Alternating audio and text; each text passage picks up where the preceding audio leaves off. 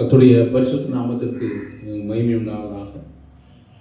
இந்த நாளிலும் நாம் கர்த்தருடைய சமூகத்திலே வந்து அவரை பாடி துதித்து ஆராதித்து அவரை மகிமைப்படுத்தி அவரோடு கொண்டிருக்கிற அந்த ஐக்கியத்திலும் அவர் நமக்கு என்னமெல்லாம் வைத்திருக்கிறார் என்பதை நாம் பார்க்கும்படியாகவும் நாம் கூடி வந்திருக்கிறோம். எனவே நாம் நம்முடைய கவனத்தை வேதத்தின் பக்கமாய் திருத்தி அதை நீங்கள் உங்களுடைய ஆத்மாவிலே அதை ருசித்து நீங்கள் அனுபவிக்க வேண்டும். சரியா? நாம் இப்பொழுது கர்த்தருடைய வார்த்தையை நாம் வாசிப்போம். கலாத்தியருக்கு எழுதியிருக்கும் 3ஆம் அதிகாரம், கலாத்தியர் 3ஆம் அதிகாரம் 9ஆம் வசனம். கலாத்தியர் அந்தபடி விசுவாச மார்க்கத்தார் விசுவாசமுள்ள ஆபிரகாமுடனே ஆசீர்வதிக்கப்படுகிறார்கள். அல்லேலூயா. அந்தபடி விசுவாச மார்க்கத்தார் விசுவாசமுள்ள ஆபிரகாமுடனே ஆசீர்வதிக்கப்படுகிறார்கள். இது புதிய ஏற்பாட்டில் எழுதப்பட்டிருக்கிற, காண்பிக்கப்பட்டிருக்கிற வாக்குத்தத்தமாக இருக்கிறது. பிரியமானவர்களே, நம்முடைய வாழ்க்கையில் கர்த்தர் என்ன செய்ய விரும்புகிறார்? நம்மை ஆசீர்வதிக்க விரும்புகிறார். பிரியமானவர்களே, இந்த பூமியில் ஆசீர்வாதம், சாபம் இரண்டும் இருக்கிறது. இன்னைக்கு அநேகர் சாபத்தின்களாய் வாழ்ந்து கொண்டிருக்கிறார்கள். ஆனால் அப்படி வாழ வேண்டும் என்பது அவர்களுடைய விருப்பம் இல்லை. நீங்களும் நானும் அந்த ஆசீர்வாதத்தை சுதந்திரிக்கிறவர்களாய் நாம் இருக்க வேண்டும் என்று தேவன் விரும்புகிறார். வேதம் அதை குறித்து சொல்லுகிறது. அப்படியானால் அந்த சாபத்தை விட்டு நாம் வெளியே வர விரும்ப வேண்டும். முதல்ல அது வருவதற்கு, அந்த ஆசீர்வாதத்தை சுதந்திரித்துக் கொள்வதற்கு தேவன் என்ன சொல்லுகிறாரோ அதை நாம் என்ன செய்யணும்? செய்ய வேண்டும். அதை செய்ய வேண்டும். இங்க பாருங்க, விசுவாச மார்க்கத்தால் விசுவாசமுள்ள ஆபிரகாமுடனே ஆசீர்வதிக்கப்படுது. இப்ப நாம் யாரோடு ஆசீர்வதிக்கப்படுகிறோம்? ஆபிரகாமோடு ஆசீர்வதிக்கப்படுகிறோம். இதுதான் தேவனுடைய பிளான் அல்லது திட்டம் அல்லது நோக்கம். இதை நீங்கள் புரிந்து கொள்ள வேண்டும். நாம் பார்ப்போம். ஏசாயா தீர்க்கதரிசியின் புஸ்தகம் 51ஆம் அதிகாரம். ஏசாயா 51.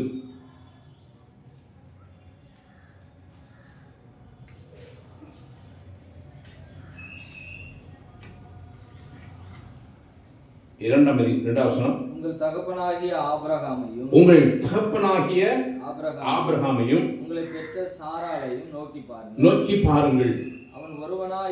அவன் ஒருவனாய் இருக்கையில் நான் அவனை அழைத்து அவனை ஆசீர்வதித்து அவனை பெருக பண்ணினேன்.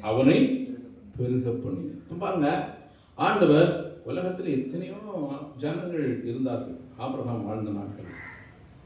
அப்போ இவன் தேவனோடு இவனுக்கு ஒரு என்கவுண்டர் நடந்தது. தேவனோடு இவனுக்கு ஒரு வார்த்தை கிடைத்தது. இப்படி உங்களுக்கு வேதத்தில் வந்து ஒரு வார்த்தை கிடைக்க வேண்டும், தேவனிடத்திலிருந்து ஒரு வார்த்தை கிடைக்க வேண்டும். அவன் பாருங்க, உங்கள் தகப்பனாகிய ஆபிரகாமையும் உங்களை பெற்ற சாராளையும் நோக்கி பாருங்கள். நம்ம யாரையெல்லாம் நம்ம நோக்கி பார்த்துக்கிட்டு இருக்கோம்? எந்தெந்த ஊழியக்காரனையும் நோக்கி பார்த்துக்கிட்டு இருக்கோம், அல்லது எந்தெந்தையோ மனிதர்களையும் நோக்கி பார்த்துருக்கோம், அல்லது எந்தெந்த தீர்க்கதரிசியோ நோக்கி ஆனால் வேதம் சொல்கிறது ஆபிரகாமை நோக்கி பாருங்கள், உங்களை பெற்ற சாராளையும் நோக்கி பாருங்கள். அவன் ஒருவனாய் இருக்கையில் நான் அவனை அழைத்து அவனை ஆசீர்வதித்து அவனை பெருக பண்ணினேன். அப்போ ஆண்டவருடைய நோக்கம் என்ன? அவனை அழைத்து அவனை ஆசீர்வதித்து பெருக பண்ணுகிறார்.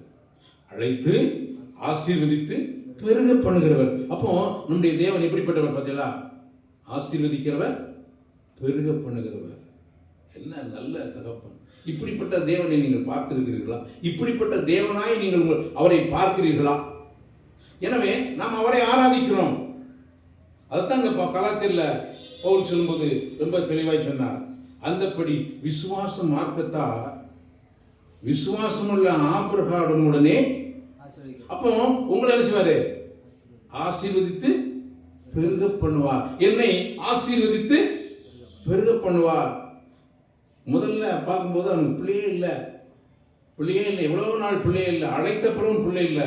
ஆனால் அவன் நம்பிக்கை இழக்கலை, சோர்ந்து போகலை, அவன் சந்தேகப்படலை.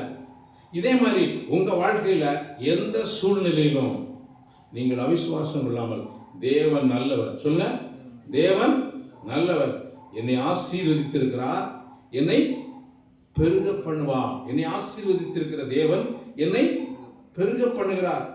எபேசியருக்கு நிருபம் 1ஆம் அதிகாரம், எபேசியருக்கு நிருபம் 1ஆம் அதிகாரம்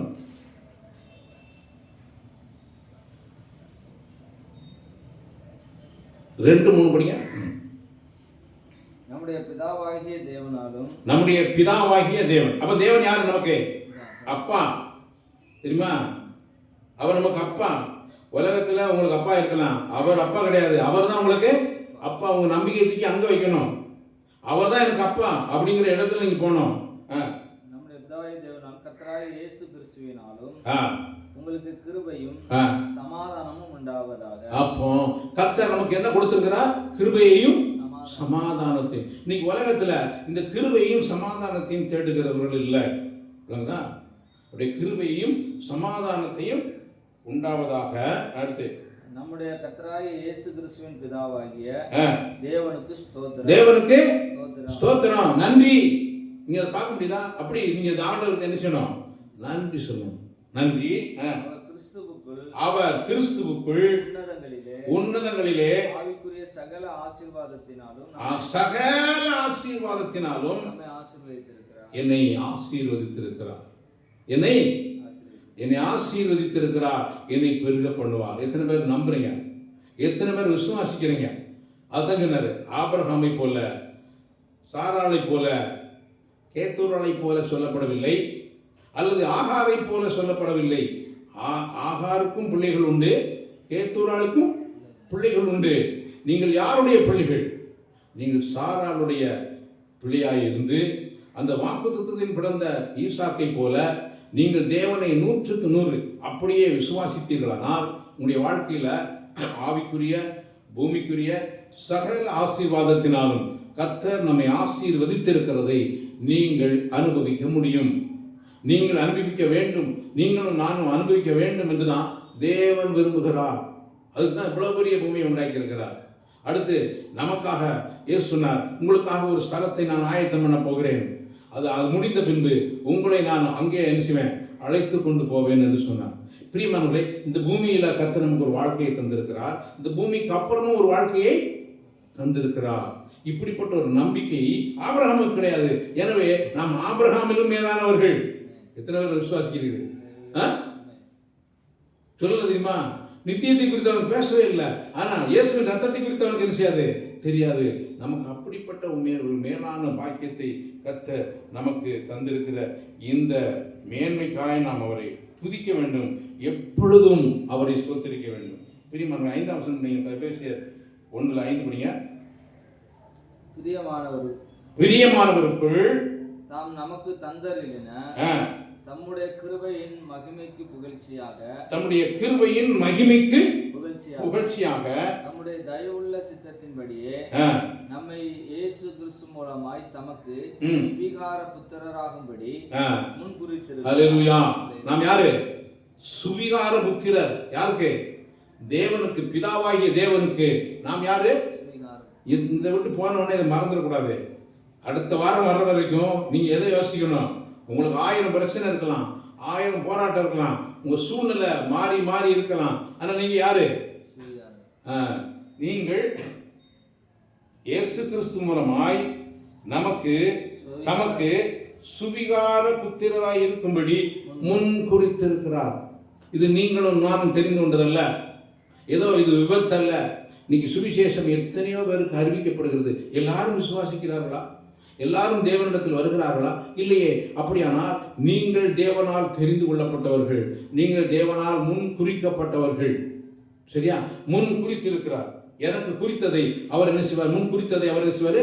நிறைவேற்றுவார். எனக்கு அவர் என்ன குறித்திருக்கிறாரோ அதை அவர் நிறைவேற்றுவார். பிரியமானவர்களே, 7ஆம் வசனம் படிக்கிறோம். அவருடைய கிருபையின் ஐஸ்வரியத்தின்படியே, அவர் கிருபை எப்படி இருக்கான்? ஐஸ்வர்யம், அவருடைய கிருபை. இன்னைக்கு உலகத்தில் உள்ள ஐஸ்வர்யத்தை அநேகர் பார்க்கிறார்கள், ஆனா எதை பார்க்கல?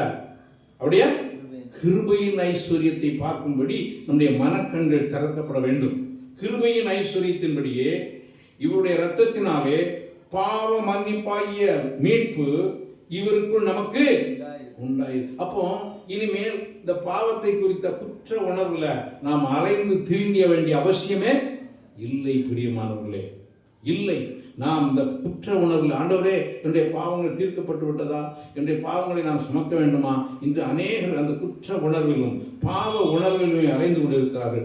இதில் இருந்து கர்த்தர் நம்மை விடுதலையாக்கி இருக்கிறார். பிரியமானவர்களே, பாவ மன்னிப்பாகிய மீட்பு இவருக்குள் உண்டாயிருக்கிறது. இதை விசுவாசத்தினாலே மாத்திரம்தான் நீங்கள் சுதந்தரித்துக் கொள்ள முடியும். இதை நீங்கள் விசுவாசத்தினால் மாத்திரமே தான் நாம் என்ன செய்ய முடியும்? சுதந்தரித்துக் கொள்ள முடியும்.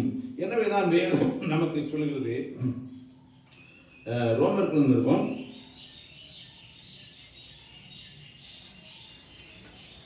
4ஆம் அதிகாரம்,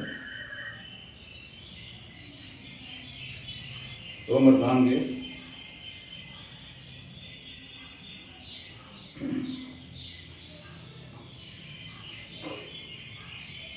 16 முதல் படிங்க. ரோமர் 4:16 முதல். அதனால் சுதந்திரமானது கிருபையினால் உண்டாயிருக்கும்படிக்கு. எப்படிதான்? கிருபையினால் தான். நீங்க நியாயப்பிரமாணத்தினால் கிடையாது, கிருபையினால் உண்டாயிருக்கும்படிக்கு. அது விசுவாசத்தினாலே வருகிறது. ஹல்லேலூயா. அது எப்படி வருதான்? ஃபெய்த்ல தான் வருது. நீங்க ஃபெய்த்தை விட்டுட்டு நீங்க எங்க போனாலும் அது ஒர்க் ஆகாது பிரியமானவர்களே. சரியா? வருகிறது. நியாயப்பிரமாணத்தை சார்ந்தவர்களாகிய சந்ததியாருக்கு மாத்திரமல்ல, நம்ம எல்லாருக்கும் தகப்பனாகிய ஆபிரகாமுடைய விசுவாசத்தை சார்ந்தவர்களான எல்லா சந்ததியாருக்கும் அந்த வாக்குத்தத்தம் நிச்சயமாய் இருக்கும்படிக்கு. அந்த வாக்குத்தத்தம் நிச்சயமாய் உள்ளது, அது மாறாதது. அது எப்படி நாம் அனுபவித்தே தீர்வோம். அதை ஒருவரும் அனுபவிக்காம போக முடியாது. யார்? விசுவாச சந்ததியார் அனுபவிக்காம போக முடியாது. அநேக ஜாதிகளுக்கு உன்னை தகப்பனாக ஏற்படுத்தினேன் என்று எழுதியிருக்கிறபடி அவன் தான் விசுவாசித்தவருமாய் மரித்தோரை உயிர்ப்பித்து இல்லாதவர்களை இருக்கிறவை போல அழைத்தவருமாய் இருக்கிற தேவனுக்கு முன்பாக நம்ம எல்லாருக்கும் தகப்பனான். வாய்ப்பே இல்லாத ஒன்றை விசுவாசித்து அவன் சுதந்திரித்துக் கொண்டானே, அவன் தகப்பனாய் இருக்கிறான். விசுவாசத்திற்கு தகப்பனாய் இருக்கிறான். உங்க காரியங்கள், சூழ்நிலைகள், போராட்டங்கள் எல்லாம் காரமாரா இருக்கும்போது நீங்க அதங்கினார் ஆபிரகாமை நோக்கிப்பார், சாராளை நோக்கிப்பார் அப்படின்னு சொல்ல காரணம் தான். மாற்று கருத்து எதுக்கு தெரியுமா? உலகத்துல அப்படி ஆயிப்போச்சு, இப்படி ஆயிப்போச்சு அப்படின்னு சொல்லும் போதெல்லாம் நீங்க யாரை நோக்கி பாருங்க, ஐயா ஆபிரகாமுக்கு பிள்ளையே இல்லை, பிறகு வாய்ப்பே இல்லை, ஆனாலும் நான் விசுவாசித்தான்ல, அதை மாதிரி நான் என்ன செய்வேன்? விசுவாசிப்பேன். கர்த்தராகிய இயேசு கிறிஸ்து என் நோய்களை எல்லாம் சிலுவையிலே சுமந்து தீர்த்தார், என் பாவங்களை எல்லாம் சிலுவையிலே சுமந்து தீர்த்தார், என் தரித்திரத்தை சிலுவையிலே சுமந்து தீர்த்தார். எனவே நான் இப்பொழுது சாபத்தின்களா இல்லை, நான் எங்க இருக்கிறேன்? ஆசீர்வாதத்துக்கு உள்ளாயிருக்கிறேன். நான் ஆசீர்வாதத்தை சுதந்திரிக்கும்படி அழைக்கப்பட்டிருக்கிறேன். எனவே இந்த விசுவாசத்தையும் தைரியத்தையும் நீங்கள் ஒருபோதும் விட்டுவிடக்கூடாது. ஆசிங்க அடுத்து சந்ததி இவ்வளவா இருக்கும் என்று சொல்லப்பட்டபடியே நான் அநேக ஜாதிகளுக்கு தகப்பனாவதை நம்புகிறதற்கு ஏதுவில்லாதிருந்தும் நம்பிக்கையோட விசுவாசி. நம்பிக்கைக்கு ஏதுவில்லை, ஆனாலும் என்ன செஞ்சா? நம்பிக்கையோட. அதனாலதான் அவரை நோக்கிப்பாரு, ஆபிரகாமை நோக்கிப்பாரு அப்படின்னு சொல்ல காரணம் தான் பிரியமானவர்களே. நம்பிக்கையோட விசுவாசித்தான். அவன் விசுவாசத்தில் பலவீனமா இருக்கவில்லை. அவன் விசுவாசத்தில் பலவீனம். அப்ப விசுவாசத்தில் என்ன இருக்கு? பலவீனமும் இருக்கு. பலவீனம் உள்ள ஒரு விசுவாசமும் இருக்கு. அவன் பலவீனமா இருக்கவில்லை. அவன் ஏறக்குறைய 100 வயதுள்ளவனாய் இருக்கும்போது, 100 வயது என்ன முடிஞ்சு வச்சு, இதுதான் மேட்ரு. தன் சரீரம் செத்து போனதையும் சாராளுடைய கற்பம் செத்து போனதையும் என்னாவது அதை நினைக்கவே இல்லை, அதை எண்ணவே இல்லை, அதை எண்ணவே இல்லை. இன்னைக்கு நாம என்ன நினைக்கிறோம்? டாக்டர் ஒரு ரிப்போர்ட் விட்டார், அதையே நினைச்சுக்கிட்டு இருக்கோம். இல்லை ஒரு மனுஷன் என்ன ஏசிட்டான், திட்டான், அதையே நினைச்சுக்கிட்டு இருக்கோம். இப்படி எதையாவது ஒன்று நினைக்க கூடாதத, நினைக்க வேண்டாததை நாம என்ன செஞ்சுக்கிட்டு இருக்கோம்? இதை விட்டு நீங்க வெளியே வரணும். இதை விட்டு நீங்க என்ன செய்யணும்? வெளியே வரணும் பிரியமானவர்களே. தேவனுடைய வாக்குத்தத்தத்தை குறித்து அவன் அவிசுவாசமாய் சந்தேகப்படாமல் தேவன் வாக்குத்தத்தம் பண்ணினதை நிறைவேற்ற வல்லவராய் இருக்கிறார் என்று முழு நிச்சயமாய் நம்பி தேவனை மகிமைப்படுத்தி விசுவாசத்தில் வல்லவனானான். விசுவாசத்தில் 2 பாயிண்ட். விசுவாசத்தில் பலவீனன், விசுவாசத்தில் நான் கேட்கேன், நீங்க விசுவாசத்தில் பலவீனனா விசுவாசத்தில் வல்லவனா? எப்படி? அப்போ ஆபிரகாமை போல சூழ்நிலையை பார்க்காம தேவனுடைய வாக்குத்தத்தத்தின் மேல் உங்களுடைய கண்களை வைத்து உங்களுடைய இருதயத்தை வைத்து நீங்கள் அவரை நோக்கி பார்த்து தேவன் எனக்கு செய்ய வல்லவராய் இருக்கிறார் என்பதை பேச வேண்டும். முதல்ல என்ன செய்யணும்? விசுவாசித்தேன் ஆகையால் பேசினேன். நீ எதை பேசுறையோ அது உன் வாழ்க்கையில் என்ன செய்யும்? நடக்கும். நீ மரணத்தை பேசினால் மரணம் நடக்கும், ஜீவனை பேசினால் ஜீவன் நடக்கும், சாபத்தை பேசினால் சாபம் நடக்கும், ஆசீர்வாதத்தை பேசினால் ஆசீர்வாதம் நடக்கும். மரணமும் ஜீவனும் நாவின் அதிகாரத்தில் இருக்கும். அதில் பிரியப்படுகிறவர்கள் அதில் கனியை புசிப்பார்கள். பிரியமானவர்களே, நாம் ஆபிரகாமை போல விசுவாசத்தை, ஆபிரகாமின் சந்ததியாய் அந்த விசுவாசத்தின் மூலமாய் ஆசீர்வாதத்தை சுதந்திரிக்கும்படி அழைக்கப்பட்டு இருக்கிறோம். எத்தனை பேர் ஆமீன் சொல்ல முடியும்? இதை நீங்கள் புரிந்து கொள்ள வேண்டும், இதை நீங்கள் விளங்கிக் கொள்ள வேண்டும். அவன் விசுவாசத்திலே பலவீனமாய் இருக்கவில்லை. அவன் ஏறக்குறைய 100 வயதுள்ளவனாய் இருக்கும்போது தன் சரீரம் செத்து போனதையும் சாராளுடைய கற்பம் செத்து போனதையும் எண்ணாதிருந்தார். உயிர்ப்பித்தாரா இல்லையா? அதே மாதிரி உங்களுடைய வாழ்க்கையில விசுவாசம் இருக்குமானால் அவர் மீது, தேவன் மீது, தேவனுடைய வார்த்தையின் மீது உங்களுக்கு விசுவாசம், உங்களையும் அவர் உயிர்ப்பிப்பார், உங்களுடைய சூழ்நிலையை மாற்றுவார். பிரியமானவர்களே, அவர் உங்களோடு பேசுகிறதை நீங்கள் விசுவாசிக்க வேண்டும். அடுத்து, ஆகையால் அது அவனுக்கு நீதியாக எண்ணப்பட்டது. அது அவனுக்கு நீதியாக எண்ணப்பட்டது என்பது அவனுக்காக மாத்திரம் அல்ல. அவனுக்காக ஆண்டவர் அப்படி ஆபிரகாம் மட்டும் தான் கொடுத்தாரு அப்படிங்கறத இல்ல, நமக்காகவும் எழுதப்பட்டது. நமக்காகவும் எனக்காகவும் எழுதப்பட்டிருக்கு. நமக்காகங்கிறத நான் படிக்க மாட்டேன். எப்போதுமே நான் நமக்காக படிக்க மாட்டேன். நீ யாரும் நமக்காக படிச்சேன்னா ஒரு நாளும் இந்த வாக்குத்தத்தங்களை சுதந்திரிக்க முடியாது. நான் உங்களுக்கு சொல்றேன், இப்படி நமக்காக அப்படின்னு படிச்சீங்கன்னா அது என்ன செய்ய முடியாது? சுதந்திரிக்கவே முடியாது. எனக்காக அப்படின்னா என்ன செய்வீங்க? நமக்காக அப்படின்னு ஒரு இடம் நமக்கு வாங்கி போட்டுன்னு எவனா வேலை பண்ணா சொல்லுமா? அப்போ அதில் எவனா வீடு கட்டுவேனா? நீங்கள் சொல்லு, இந்த இடம் நமக்கு வாங்கியிருக்கோம் அப்படின்னு ஒருத்தர் கூட்டு போய் சொல்லியா? நம்ம தான் வாங்கியிருக்கோங்க. அவன் வந்து வீடு கட்ட போகிறான்.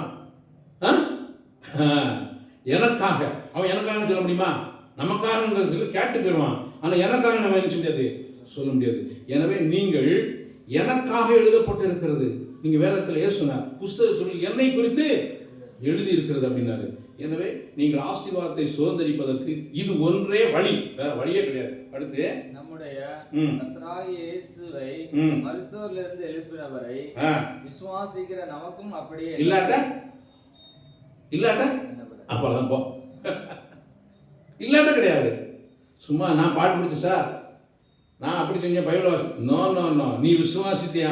நான் ஜெபம் பண்ண சார், நான் ராவுடியே ஜெபம் பண்ண, விசுவாசித்தியா அப்படின்னு அவர் கேட்பார்.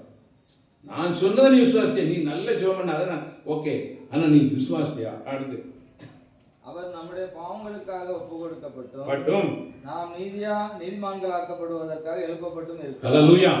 அப்ப நீ யார் கிடையாது? பாவி கிடையாது சார். இதை நீ எங்கேயும் சொல்லணும்.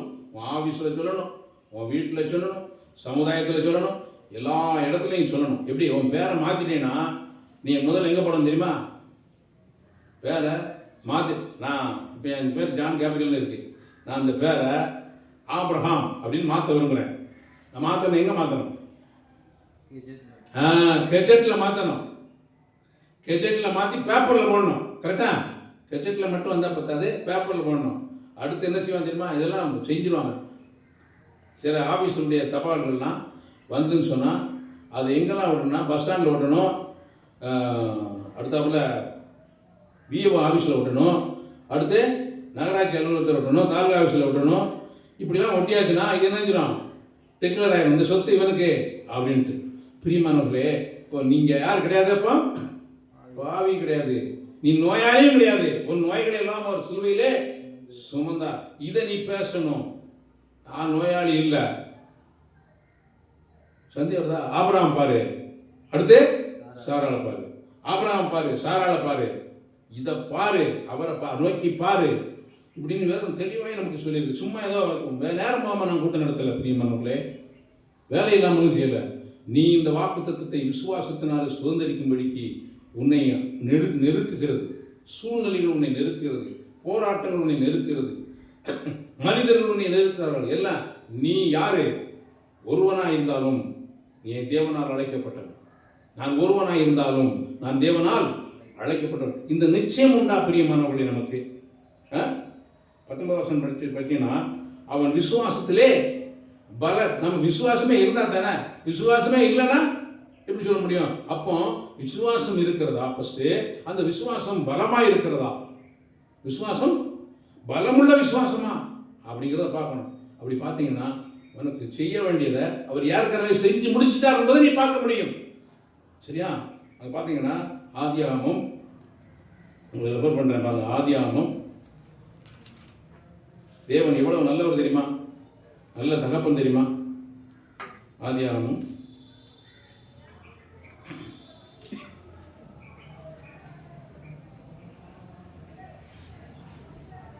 26 3 படிங்க.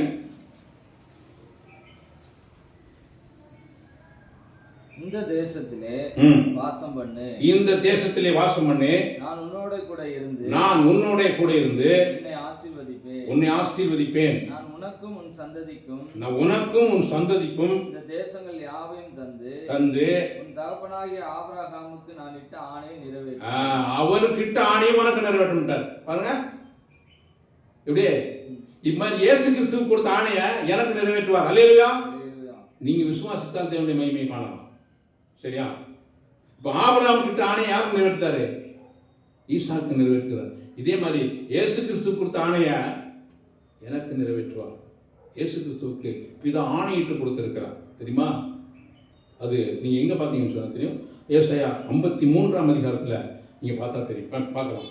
எனவே இப்படிப்பட்ட காரியங்களை ஆண்டவர் நமக்கு ஆயத்தம் பண்ணி வைத்திருக்கிறார். எனவே ஆதியாகமம் 15ஆம் அதிகாரம்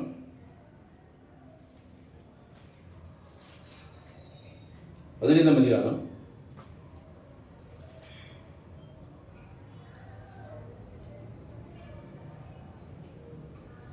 15ஆம் அதிகாரம் முதல் வசனம் படியா. இந்த காரியங்கள் நடந்த பின்பு கர்த்தருடைய வார்த்தை ஆபிரகாமுக்கு தரிசனத்திலே உண்டாகி அவர், ஆபிரகாமே நீ பயப்படாதே, எல்லா மனுஷனுக்கும் என்ன இருக்கப்போ பயம். அப்போ விசுவாசத்தில் வல்லவன் அவன் எப்படிப்பட்ட? முதல்ல பயப்படக்கூடியவன். அப்போ பயப்படக்கூடியவனை எப்படி மாற்றுகிறாரு? தைரியசாலியாய் விசுவாசம் உள்ளவனாய் மாற்றுகிறார். அப்படி பயத்திலே வந்து பயத்திலே வாழ்ந்து பயத்திலே சாவது தேவனுக்கு பிரியமே அல்ல. விசுவாசத்தோட மரித்தார்கள். அப்ப சாவு கூட இப்படிதான், ஃபெய்த் தான். கரெக்டா? சாவு கூட ஃபெய்த் தான். கோழையா சாவது கிறிஸ்தவம் கிடையாது. சாவு கண்டு பயப்படுவனும் கிறிஸ்தவம் கிடையாது. அடுத்து, நான் உனக்கு கேடகமும் உனக்கு மகாபெரிய பலனுமா இருக்கிறேன். 2 கேடகம் மகா பெரிய பலன். பலன் மட்டும் இல்ல, மகா பெரிய பலன். அப்படி வச்சுட்டார். இது என்ன செய்யணும்? ஆண்டவரே நீர் எனக்கு கேடகம் மகா பெரிய பலனா இருக்கிறீர். இதை சொல்லணும், பேசணும். எங்க பேசணும்? விசுவாசத்தை பேசணும், உலகத்துக்கு பேசணும். நான் நம்ம கேடகத்துல விட்டுறணும். அவர் எனக்கு மகா பெரிய பலனும் கேடகமாய் இருக்கிறார். சரியா? அடுத்து, ஆபிரகாம் கர்த்தராகிய ஆண்டவரே அடியனுக்கு என்ன தருவீர்? பாருங்க, இதுதான் பிச்சைக்காரர். அவர் என்ன சொல்றாருமா? அவர் என்ன தருவீர் அப்படின்னு கேட்கறாரு. 5ஆம் வசனம். அவர் அவனை வெளியே அழைத்து, நீ வானத்தை அண்ணாந்து பார். எங்க பாரு? வானத்தை. நீ வேலை பார்க்க சூழ்நிலையை பார்க்காதப்பா, பூமியை பார்க்காதப்பா. நீ எங்க பாரு? வானத்தை அண்ணாந்து பாரு. இயேசுவும் ஜெபம் பண்ணும்போது அவர் வானத்தை அண்ணாந்து பார்த்து தான் ஜெபம் பண்ணாரு. அவர் பூமியை பார்த்தே ஜெபம் பண்ணாரு. வானத்தை பிரச்சனையே இல்லை, கர்த்தரை பார். உன் பிரச்சனையை பார்த்தா பிரச்சனை உன்னை மேற்கொள்ளும். கர்த்தரை பார்த்தால் கர்த்தர் மேற்கொள்வார். எது மேட்ரு? நட்சத்திரங்களை என்ன ஒன்னால் கூடுமா? அவைகளை என்ன என்று சொல்லி அவனை நோக்கி, சந்ததி இவ்வண்ணமாய் இருக்கும். உன் சந்ததி இவ்வண்ணமாய் இவ்வண்ணமாய் இருக்கும். இவ்வண்ணமாய் இருக்கும். இவ்வண்ணமா மேல பாரு, உயரத்துல வச்சிருப்பேன், கீழே இல்ல. எங்க வச்சிருப்பேன்? உன்னை உயரத்துல வச்சிருப்பேன், தவிர கீழே இல்ல. மண்ணு மாதிரி இல்ல, மணலத்திலே இருக்கும். அது வேற விஷயம். ஆனா எப்படி வச்சிருப்பேன்? நட்சத்திரமாய் உன்னை வைத்திருப்பான். இயேசு இந்த பூமியில பிறந்தபோது நட்சத்திரமாய் வந்தார் அந்த பூமிக்கு. நீயும் நானும் நட்சத்திரமாய் இருக்கும்படித்தான் நாம் அழைக்கப்பட்டிருக்கிறோம். அடுத்து, அவன் கர்த்தரை விசுவாசித்தான். அவன் கர்த்தரை விசுவாசித்தான். அவர் அவனுக்கு நீதி. ஹல்லேலூயா. அதை அவர் அவனுக்கு நீதியாக எண்ணினார். அதை அவன் விசுவாசித்தான். அதை அவர் அவனுக்கு நீதியாக எண்ணினார். தேவன் எண்ணினார். இது எவ்வளவு பெரிய பாக்கியம் தெரியுமா? மனுஷன் 1000 பேர் பேசலாம், இவனுக்கு பிள்ளை இல்லை, அவனுக்கு அது இல்லை, அவனுக்கு அப்படி இருக்கான், இப்படி இருக்கான், 100 வயசு ஆகுது, 90 வயசு ஆகுது, 99 வயசு ஆகுது, இன்னும் பிள்ளை இல்லை, இப்படி பேசிட்டு இருக்கலாம். ஆண்டவர் சொன்னார், அதை அவர் அவனுக்கு நீதியாக எண்ணினார். சார், இது எவ்வளவு பெரிய வார்த்தை. நீங்க அவரை விசுவாசிக்கும் போது நீங்க தான் அவருடைய நீதி. நீங்க தான் அவருடைய நீதி. நான் அவருடைய நீதி. அடுத்து எல்லாம் சொன்னோம். பின்னும் அவர் அவனை நோக்கி, இந்த தேசத்தை உனக்கு சுதந்திரமாக கொடுக்கும் பொருட்டு உன்னை ஊர் என்கிற கல்தேயருடைய பட்டணத்திலிருந்து அழைத்து வந்த கர்த்தர் நானே என்றார். பாருங்க, அவர் சும்மா அழைச்சிட்டு வரல. எப்படி? உன்னை சும்மா அழைச்சிட்டு வரல. அவர் ஒரு பர்பஸோடு அழைச்சிட்டு வந்திருக்காரு. உனக்கு ஒரு தேசத்தை கொடுப்பதற்காய் அழைச்சிட்டு வந்தார். தெரியுமா? நீ 12ஆம் அதிகாரத்தில் 12ஆம் அதிகாரம் 1, 2, 3 படிங்க. கர்த்தர் ஆபிரகாமை நோக்கி நீ உன் தேசத்தையும். இதுதான் விசுவாசம் உள்ளவனுக்கு கிடைக்கக்கூடிய காலிங். விசுவாசம் உள்ள இருதயத்தை உடையவனுக்கு கிடைக்கப்பட்ட காலிங் தான். உன் இனத்தையும் தகப்பனுடைய வீட்டையும் விட்டு புறப்பட்டு. வீட்டை விட்டு வர சொன்னார் தேசத்தை கொடுப்பதற்கு. அல்லேலூயா. வீட்டை விட்டா தேசம், வீட்டை விட்டா தேசம். நான் வீட்டை விட மாட்டோம்னா அதிலே வீட்டை இருந்து போயிருக்க வேண்டியது. நீ வீட்டை விட்டீன்னா உனக்கு தேசத்தை தருவா. கல்தேயருடைய 15:7. பின்னும் அவர் அவனை நோக்கி, இந்த தேசத்தை உனக்கு சுதந்திரமாக கொடுக்கும்போது, இந்த தேசத்தை உனக்கு சுதந்திரமாக கொடுக்கும்படி உன்னை ஊர் என்கிற கல்தேயருடைய பட்டணத்திலிருந்து அழைத்து வந்த கர்த்தர் நானே. கர்த்தர் அழைக்கிறார். எத்தனை பேர் இந்த அழைப்பு தெரிகிறது? ஒரு நோக்கத்தோடு அழைத்திருக்கிறார். அந்த நோக்கத்தை அவர் நிறைவேற்றிய முடிப்பார். பிரியமானவர்களே, அவர் சும்மா அழைக்கிறவர் அல்ல. என்னை அழைத்திருக்கிறார். என்னை அழைத்தவர் உண்மையுள்ளவர். எனவே அவர் ஒன்றை விடு என்று சொன்னால் மேலானதை தருவார். மேலானதை ஒன்றை கொடுக்க வேண்டும் என்பதற்காக நம்மளோடு இருக்க முடியாத ஒன்றை நம்ம விட்டு அகற்றி நமக்கு மிகப்பெரிய நம்ப முடியாத ஆசீர்வாதத்தை அவர் தரும்படிக்கு அவர் நம்மை அழைத்திருக்கிறார். பிரியமானவர்களே, அடுத்து பார்த்தீங்கன்னா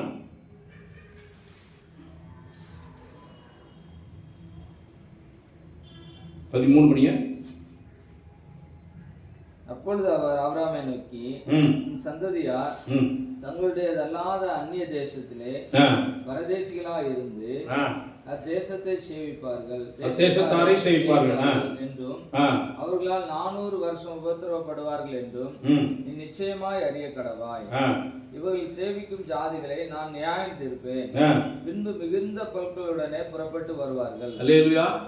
அப்ப மோசையை கொண்டு வந்தாலும் எதெல்லாம் தெரியுமா? ஆபிரகாம்கிட்ட கொடுத்த வாக்குத்தத்தத்துக்கு ஒண்ணுக்காண்டி தான் வெளியே வந்தான், வேற ஒண்ணுமே கிடையாது. இதே மாதிரி இயேசு கிறிஸ்து கல்வாரி சிலுவையில செய்து முடித்த கிரியைகளுக்காகத்தான் உங்களுக்கு அவ்வளவு ரிலீஸ் உண்டு, அவ்வளவு ஆசீர்வாதம் உண்டு. சரியா? எனவே நீங்கள் அவருடைய தகப்பன் என்றும் அவர் கல்வாரி சிலுவையில் எங்களுக்காக எல்லாவற்றையும் செய்து முடித்தார் என்பதையும் நீங்கள் விசுவாசிக்கும் போது உங்களுடைய சூழ்நிலை எதுவாக இருந்தாலும், எப்படி எதுவாக இருந்தாலும் எதை மட்டும் விட்டு விடக்கூடாது. விசுவாசத்தை ஒரு முறை ஒப்பு கொடுக்கப்பட்ட அந்த விசுவாசத்திற்காய் யூதா எழுந்திருக்கோம். 5 வருஷம் படிங்க.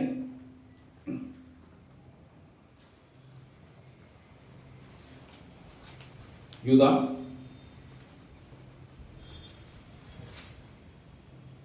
நீங்கள் முன்னமே அறிந்திருந்தாலும் நான் உங்களுக்கு நினைப்பூட்ட விரும்புகிறது என்னவெனில், கர்த்தர் தமது ஜனத்தை எகிப்து தேசத்திலிருந்து வரப்பண்ணி ரட்சித்து விசுவாசியாதவர்களை அழித்தார். எங்க மேட்டர் எங்க இருக்கு?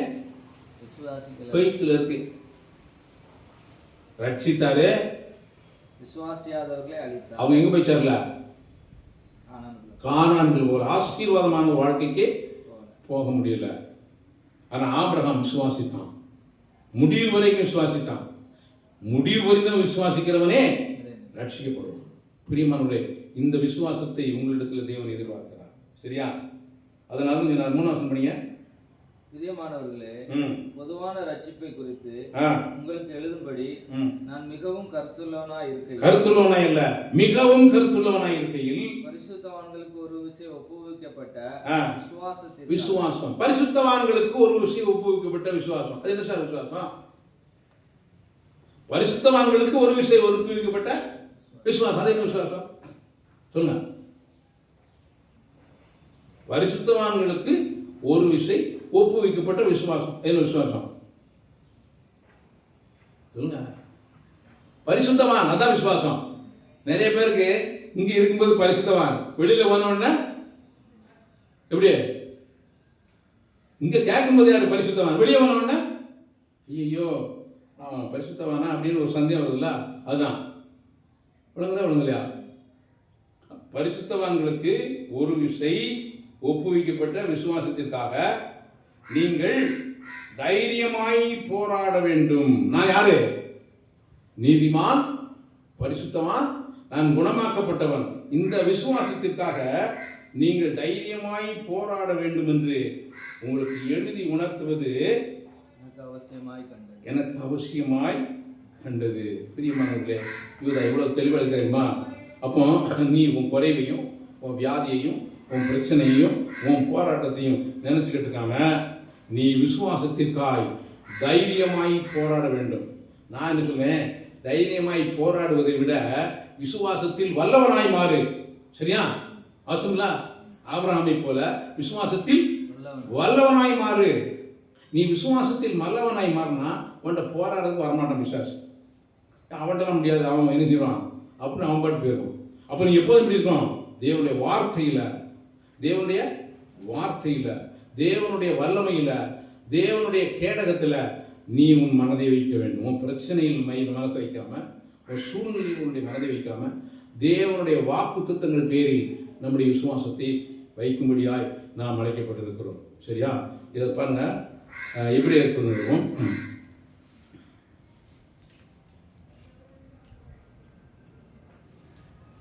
3ஆம் அதிகாரம் 1 வசனம். இப்படி இருக்க பரம அழைப்புக்கு, அப்ப நம்முடைய அழைப்பு என்ன? பரம அழைப்பு. பரம அழைப்புக்கு பங்குள்ளவர். அப்ப அந்த பங்கு எனக்குரியது, அந்த பங்கு எனக்குரியது. எப்படி கானான் தேசத்தை பங்கிட்டு கொடுத்தாங்களோ அதே மாதிரி அதுக்குரிய பங்கு எனக்குரியது. பங்குள்ளவர்களாகிய பரிசுத்த சகோதரரே, நாம் அறிக்கை பண்ணுகிற அப்போஸ்தலரும் பிரதான ஆசாரியருமாய் இருக்கிற கிறிஸ்து இயேசுவை கவனித்து பாருங்கள். கவனித்து பார். அவரை கிறிஸ்து இயேசுவை கவனித்து பார். கிறிஸ்து இயேசு. அப்ப நம்முடைய அழைப்பு யாரை கவனிச்சு பார்க்கணும்? நம்ம எல்லாம் பக்கத்து வீட்டுக்காரனை பார்த்துக்கிட்டு இருக்கோம், இல்லாட்டா அந்த ஊழியக்காரனை பார்த்துக்கிட்டு இருக்கோம், பிரச்சனையை பார்த்துக்கிட்டு இருக்கோம், இதுலயே பார்த்துக்கிட்டு இருக்கோம். இதை பார்க்கவே கூடாது. நீ பார்க்க வேண்டியதுதான் கிறிஸ்து இயேசுவை கவனித்து பாருங்கள். இவ்வளவு பெரிய தெளிவா இருக்கு. தெளிவா இருக்கா? ஆனா இனிமேல் நம்ம யாரையும் பார்க்க கூடாது. யாரையுமே பார்க்காத, சூழ்நிலையை பார்க்காத, பிரச்சனையை பார்க்காத, இயேசுவை கவனித்து பார். இன்னொரு வசனத்தை உங்களுக்கு காண்பிக்க விரும்புகிறேன். எபிரேயர் நிறுவனம் 12ஆம் அதிகாரம்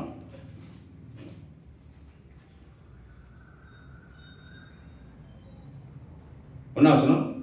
ஆகையால் மேகம் போன்ற இத்தனை திரளான சாட்சிகள் நம்மை சூழ்ந்து கொண்டிருக்க. 11ஆம் அதிகாரத்தை நீ முள்ளா படிச்சீங்கன்னா ஆக மேகம் போன்ற விசுவாசத்தின் பட்டியல் இருக்கு.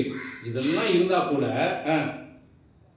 நம்மை சூழ்ந்து கொண்டிருக்க பாரமான யாவற்றையும் உன் வாழ்க்கையில பாரம் இருக்கா? இருக்கதான் இது. அது என்ன செய்யணும்? யாவற்றையும் நம்மை யாவற்றையும் தள்ளிவிட்டு விசுவாசத்தை துவக்குகிறவரும் இல்ல பாரமான யாவற்றையும் நம்மை சுற்றி நெருங்கி நிற்கிற பாவத்தையும் தள்ளிவிட்டு விசுவாசத்தை துவக்குகிறவரும் முடிக்கிறவருமாய் இருக்கிற இயேசுவை நோக்கி, வானத்தை நோக்கி, பிதாவை நோக்கி, தேவனை நோக்கி, இயேசுவை நோக்கி நமக்கு நியமித்திருக்கிற ஓட்டத்தில் பொறுமையோட ஓடக்கடவும். எப்படி பண்ணோம்? பொறுமையோட. நம்ம என்ன நினைக்கும்? உடனே நடக்கணும்னு நினைக்கும். சரியா?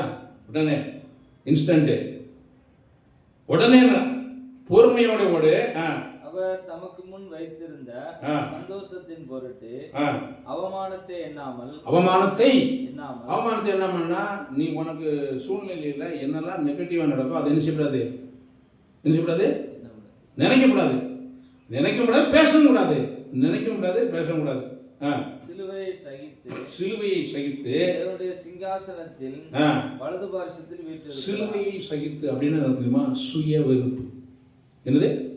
சுய வெறுப்பு. சிலுவையை சகித்து சுய வெறுப்பு.